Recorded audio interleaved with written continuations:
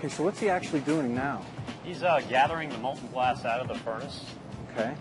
Now he's rolling it on that steel table to actually smooth it out and shape it. Oh, I see. So that table's like made out of steel? So That's right. Okay. That's right. All right.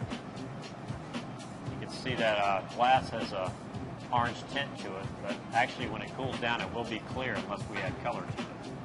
Okay, well you can really see how it is actually fairly liquid when it's hot. That's right. It's about the same consistency as honey when it comes out of the furnace. Oh, so you really? can imagine we always have to keep that blowpipe turning or else it's going to drip off the end. Right. Well, now what is he doing? He's blowing some air into it to increase the size of the piece a little bit. Okay, is that making a cavity in there at this point, or is it just... It's making an air bubble, and it's stretching it out a little bit more and more every time he blows into it. Oh, wow. So how many times does he have to do this before you actually start to get to a finished piece? Well, it depends on how big a piece you're going to be making. For larger pieces, of course, you have to go into the furnace more often so you get more mass to actually work with. I believe with this piece, he's going to go in there one more time, and then we're going to add color to the outside of it. Oh, so each time it keeps getting larger and larger. That's right. He has more mass on the piece now. Now, what he's getting ready to do is he's going to roll it into those little chips of colored glass you see on that steel table. Oh, okay. And that particular color happens to be transparent blue. Oh, really? And those chips of color are going to stick to the outside of that molten mass. Oh, wow. It's actually going to create a spotted pattern to the piece once it's done. On top of that, those chips of transparent blue, we're going to add white colored powdered glass to the outside of that. Okay.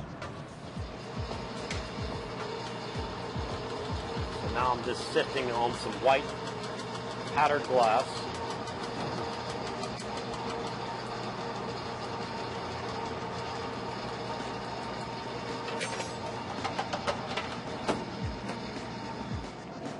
So now he's reheating it in the reheating chamber. He's going to take it back over to the steel table and smooth it out.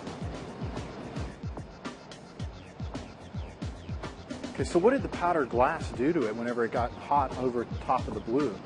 When we applied that powdered glass, it fell down in between the pieces of blue that we had added earlier. So what we're going to end up with is a blue background with white around the blue spots. Okay. Kind of Oh, wow, that's going to be a pretty. leopard skin.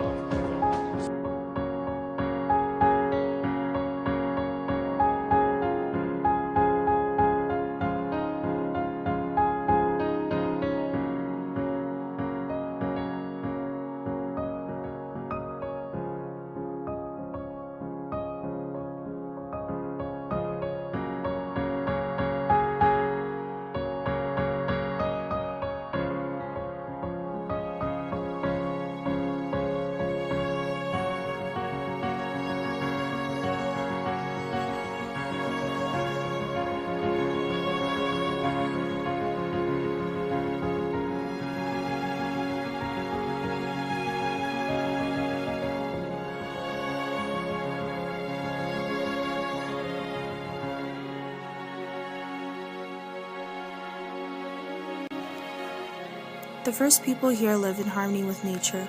The people of the inside have lived along the river and on this lake for thousands of years, thriving in the spirit-filled land of forest and shore. The people of the salt water have different canoes and different foods, but they share a language and later and identify the Duwamish. The Squamish, Soquamish, and Snoqualmie people live nearby. Like the Duwamish, they manage the wilderness with inventiveness and reverence, passing tradition down in story and song. This is their home.